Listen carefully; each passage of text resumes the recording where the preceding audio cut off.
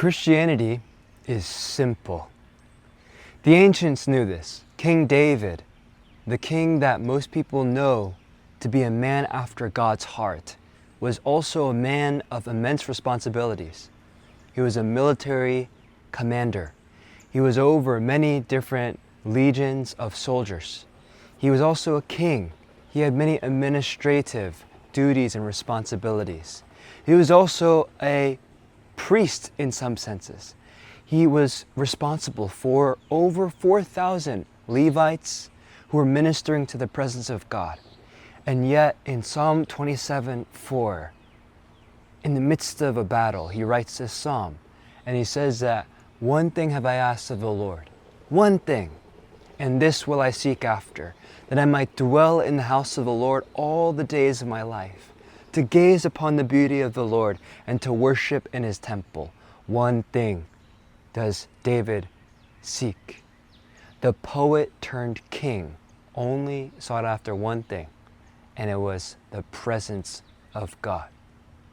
Apostle Paul, the pioneer of the early church, 3 missionary journeys, traveling all around Europe and Asia Minor, spreading the gospel, writing multiple epistles, writing the majority, over 2/3 of the epistles, over half of the New Testament.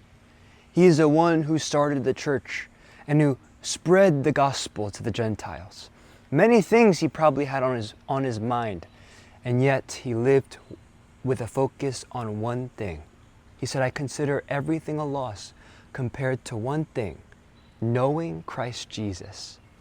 And so we live in a very complex world, that there are studies that estimate we make between 3,000 to 30,000 decisions on a daily basis.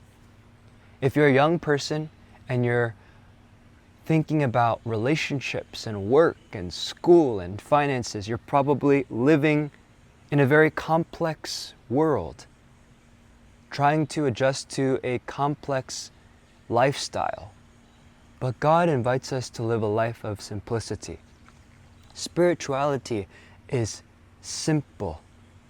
And so Paul, he says that he did not like in the book of Corinthians how his disciples were being deceived from the simplicity that comes from the gospel. And the deception is in the mind. And so I don't want to undermine the fact that we do live in a very complex world. But the way that David and Paul and ultimately Jesus saw life was through the lens of simplicity.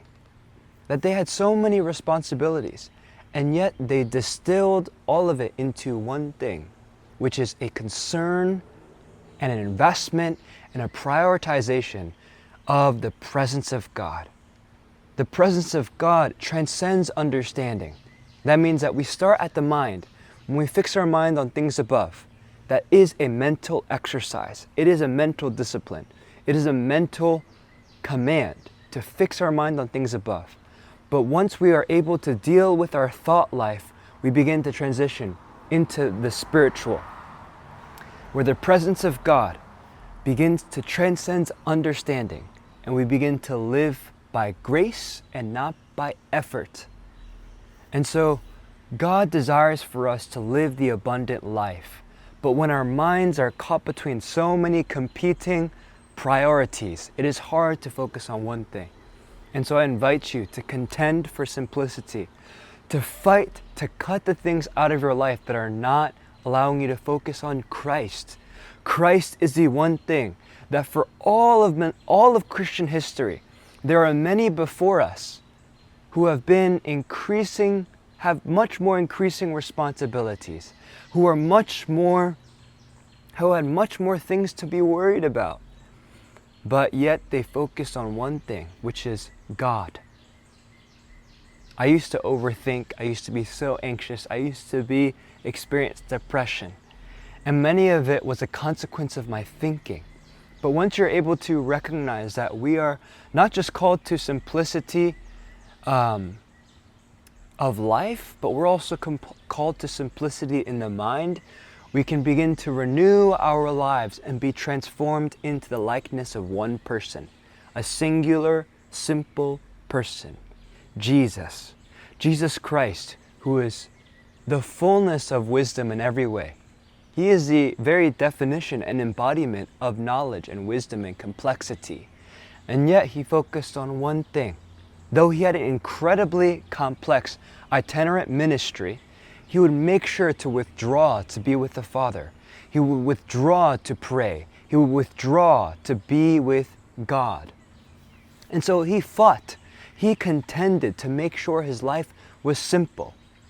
Yes, we live in a different time, but I submit to you that if Jesus, the author and the perfecter of our faith, not only chose to be simple, but lived simple, even though he had many responsibilities, we can too.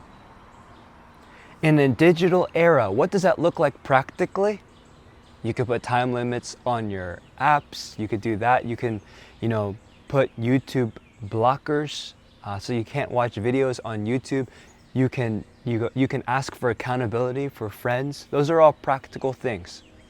But in the same way as the Sermon on the Mount in Matthew 5, Jesus says to cut off. It is better that you cut off your hand if it causes you to sin than for your whole body to end up in hell. It is better for you to gouge out your eye than for your whole body to go to hell. It is the same attitude I invite you to have.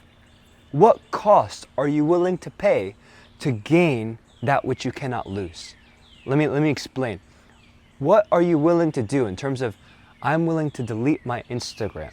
I'm willing to not go on my phone, take an actual phone break, not use it at all. Switch to a track phone, switch to something like without internet. What measure are you willing to take to cut off, to gouge out the things in your life that are causing you to be hindered in your walk with God? If you look at the scriptures, it is an all or nothing pursuit. That if you want to grow in your walk with God, God would rather you be all in or all out than for you to be 1 foot in and 1 foot out. That in the book of Revelations, Jesus says he spits out the lukewarm because he cannot tolerate those who are fully in, who want to be fully in, but are actually just lukewarm, who have 1 foot in and 1 foot out. People who claim to be Christian and yet are not 100% in, or acknowledge they're 100% out, or who are 100% out. And so God invites us to be simply about him. And in order to preserve simplicity, you need to choose simplicity.